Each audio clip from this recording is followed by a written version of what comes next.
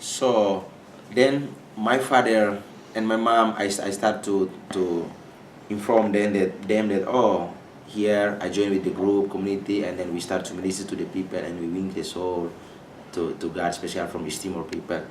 So when I informed that to my father and my mom, they just like very very happy, and then they just like thank to God. Oh, seems like God answer our prayer. It's like to and then they become understand that oh, yes, to serve the Lord is not to be a real pastor, to study theology and to learn about, but just we can minister and win the people the way God's want. So during I study, and then I win the Lord, the soul, and then we baptize, and then until I finish my study, and then God start to put very deeply in my heart to come back to East Timor, and then to start to serve the to minister to the East Timor people.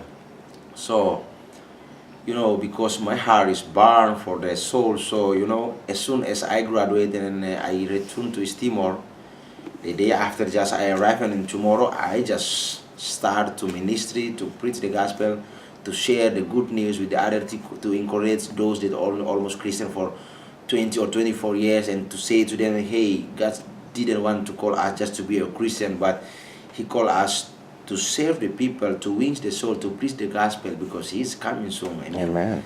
So, and then I start to choose my disciple, to choose the place where I was from. I mean, from Assembly of God Church. So I start to share with the Assembly of God.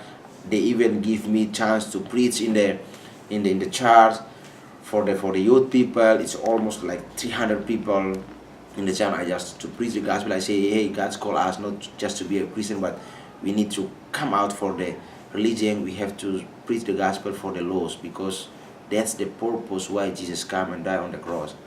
So let's start, and then by the times go, like God's bring me more and more, and then I was less on fire, and then to preach the gospel, and then I just forgot that I'm a petroleum engineer, that I have to looking for the job.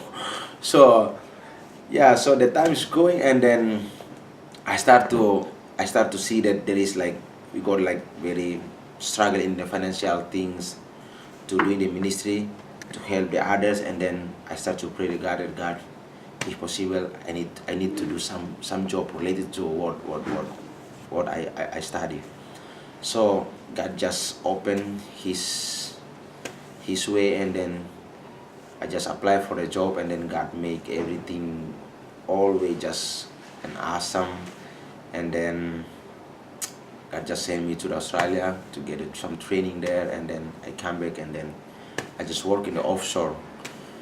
I work in the offshore in the oil and gas industry. So I work for 28 days in the offshore, and I will have off for 28 days. So during 28 days when I'm off, I just preach the gospel, and I just minister, I just encourage my group. And then when I move, for the times come and I have to move for the another 28 days in the offshore, I just like encourage to my disciple to keep move to doing the ministry of God. So I work almost 1 year, and then until God bless me, God bless myself with some money, and then I try to organize my wedding, and then later on, then I married, and then we start like I start married, and then after I married, and then in my job I was a permanent employee. I was permanent employee in my job, and then you know uh, I was promoted to be junior supervisor, to get some more training to be supervisor. So like my career is like it's good so far. So I was like comfortable, and then I said that wow, this is good for me, and then I have to keep move so that I can get more money to for my family and everything. And then to be honest, I don't want to be a pastor anymore, because I've seen what my father will face in his ministry. To be a Mhm. pastor is very hard, very difficult to find the money and everything. So at the time when I realized that, oh, if to be a pastor like this, and I don't want to be a pastor, I prefer to work or to be entrepreneur or something, so that I can make money for my family. But just after 1 month, I got married, and then it's something happened that unexpected happened that I did everything according to the contract, everything that I have, but it's something happened that I just lost my job.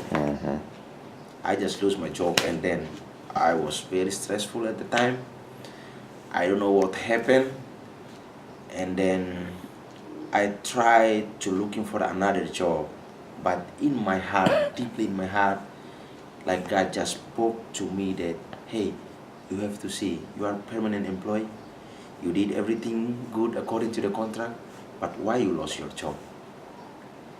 This like very big question in my life. And then I shared with my wife. My wife just pregnant 1 month.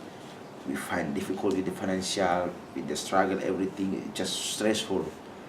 And then I shared with my wife, and then my wife just tell me that you need to take a time for prayer and fasting to seek the Lord and to ask. It is might be something in your situation that God wants you to do for His kingdom. So I just obey what my wife say, and then I just take my time to pray and fasting. And then I just find out in the scripture where God took His disciple to Gethsemane to pray, and God said, like Jesus told to them that stay here and pray with me. I will go there and I will pray for my Father. So at the moment Jesus pray, Jesus feel very pain in his heart because he know things that is going to happen in his life. He tried to ask to his God that if possible, take away these things from my life, but don't do it according to my will, but do it according to your will. So he just prayed for 3 times, and then he come back, he saw his disciple just sleep. And then at the time I read that Bible in the Indonesian version, and then when I saw in the last one, God's like Jesus come to them in Indonesian version is like, seems like it's not really good in translating. It's like something missed there. And then in my heart I feel, oh, Jesus is so good. Why he has shared his pain, everything what his disciple was asleep, and then he just come back, and then in the Indonesian version it looked like he said, okay, keep going sleep. And I say, oh, what about that? And then God just speak in my heart that you have to open in the English version, and then you need to find out from the English version. And I tried to find out in the English version, which is different. In the English version, Jesus come in the third time just rebuke them and say, are you still sleeping? Seems like Jesus tell to them that, are you still sleeping? Why I have shared that things that pain in my heart, that what is going to happen is going to happen in my life. So it's like, it seems like I feel in my heart that Jesus tried to share his pain to his disciple, but his disciple seems like don't care what Jesus feel.